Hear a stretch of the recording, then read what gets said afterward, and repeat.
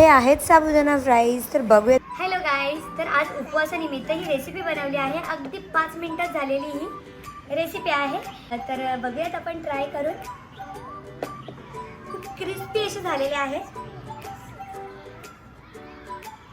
तूच बोल ना मग. ही आहे शेंगदाण्याची चटणी. त्याच्यात आपण डीप करून हे खाऊया.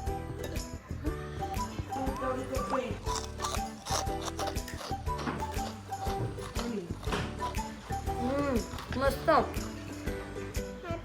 तुम्ही ही रेसिपी घरी पण बनवू शकता.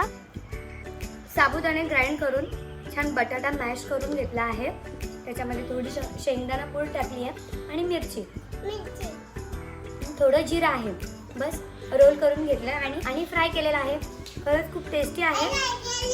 तुम्ही नक्की ट्राय करा.